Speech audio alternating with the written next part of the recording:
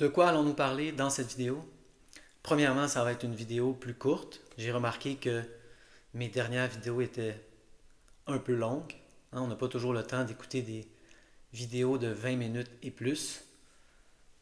Donc, je vais essayer de varier plus les durées des vidéos. En faire des courtes également. De quoi allons-nous parler dans cette vidéo? Nous allons parler de parler, justement. Nous allons parler de nos propos, de notre confession, très important, et du fait que notre cerveau, notre subconscient, nous écoute constamment et il en prend des instructions.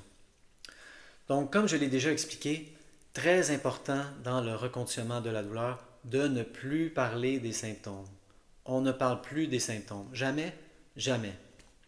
C'est plutôt rare que toutes les personnes que j'ai consultées sont d'accord sur un point. En voici un, ils sont tous d'accord, donc profitons-en. Il ne faut plus parler des symptômes. Qu'est-ce qui nourrit la douleur chronique, les symptômes chroniques? La tension et la peur. Donc lorsqu'on parle de quelque chose, évidemment, on y porte attention. Plus on parle de quelque chose, plus ça occupe de place dans notre esprit et donc on arrête de parler des symptômes. C'est aussi simple que ça. On n'en parle plus. Moi, j'ai réussi à le faire d'un seul coup. Dès que j'ai entendu et compris ce concept, je me suis dit, ça fait du sens, je vais l'essayer. C'est une des premières choses que j'ai faites dans le reconditionnement de la douleur. Je ne parle plus des symptômes. Et ça m'a brûlé les lèvres pendant 10 jours, peut-être même 2 semaines. Mais après, j'ai vraiment compris et j'ai ressenti à quel point c'était un sage conseil parce que je sentais que je privais les symptômes d'une de leurs sources d'alimentation principale, non seulement l'attention, mais aussi ma confession. Si je suis toujours en train de dire j'ai mal ici, j'ai mal là, et mesurer à quel degré j'ai mal, notre subconscient écoute. Notre subconscient en prend des instructions. Il dit ah oui, ah, c'est vrai, j'ai mal, je ne vais pas bien. Ah, j'ai mal, j'en parle tout le temps, j'ai mal. J'ai vraiment mal, je dois vraiment avoir mal, j'en parle toute la journée. On arrête d'en parler. Et là, ça, moi je l'ai fait d'un coup, mais ça peut être plus graduel. Il y a des gens qui donnent le conseil. Essayez par exemple essayez-le, ne plus parler de vos symptômes pendant une journée, 2 journées, une semaine, juste pour un test. Moi je conseillerais de juste ne plus en parler, là, mais il y en a qui prennent l'approche plus graduelle. Essayez voir. Ça fait du bien. Ne plus parler des symptômes. Mais ce n'est que la première étape. Il ne suffit pas, dans mon expérience, et d'après ce que je comprends, c'est un pattern assez régulier, de ne plus parler des symptômes. Il faut commencer à avoir une confession de plus en plus positive. Dire des choses positives. Non seulement on ne parle plus des symptômes, du fait qu'on a mal par exemple, mais on dit je vais bien, je vais de mieux en mieux. J'ai commencé à faire ça, moi, avec la douleur, et je voyais que ça marchait, mais ça m'a pris du temps à l'appliquer à la fatigue. Je ne parlais plus de ma douleur, je disais des choses de plus en plus positives par rapport à ma douleur, mais c'est comme si la fatigue avait tombé entre les cracks et je continuais à dire « Ah, oh, je suis fatigué.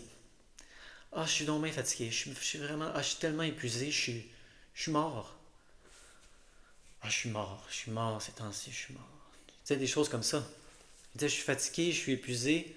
Je suis mort. » Hein? Peut-être que c'est le soir, on a une grosse journée, on va dire « Ah, je suis fatigué. Je vais aller me coucher. » Il ne faut pas exagérer. Ce n'est pas de cette fatigue-là que je parle. Je parle de la fatigue chronique.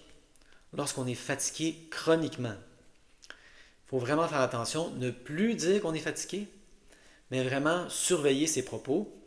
Et moi, j'ai vraiment remarqué, encore plus qu'avec la douleur, parce que justement, j'allais de mieux en mieux, j'avais de moins en moins de symptômes, je faisais de plus en plus de choses, mais la fatigue était toujours là.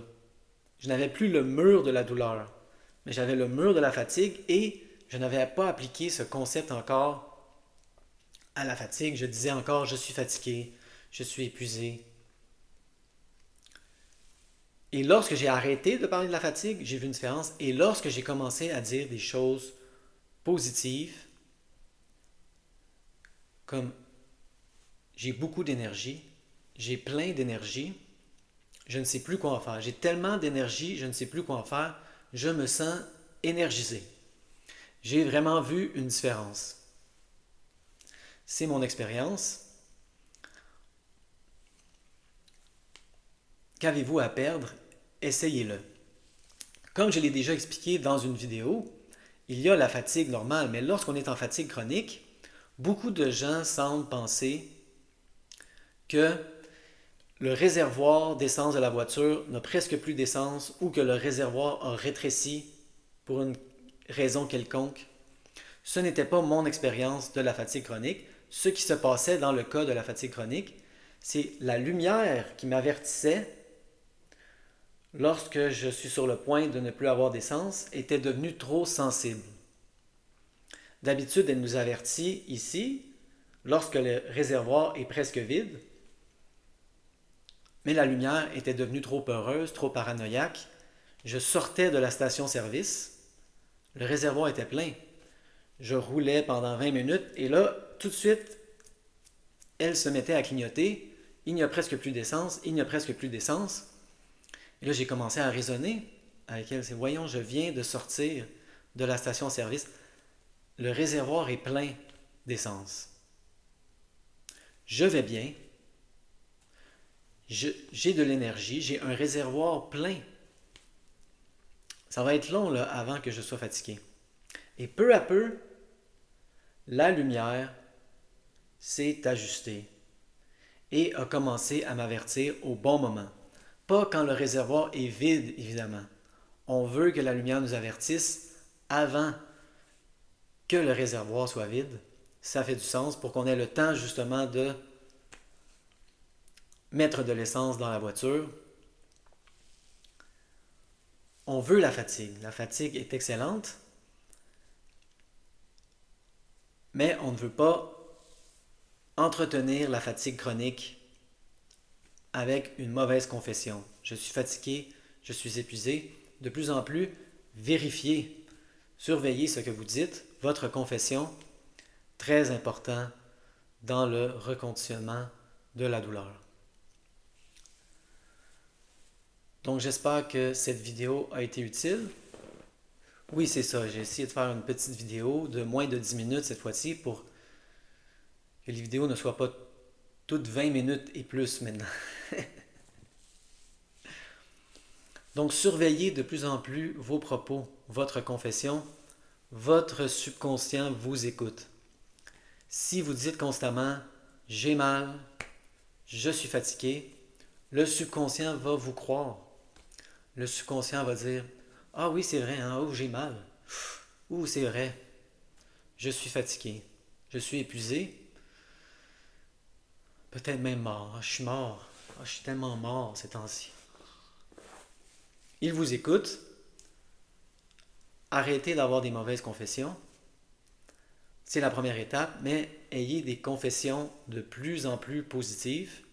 Moi, j'ai vraiment vu une différence. Surtout que j'allais de mieux en mieux.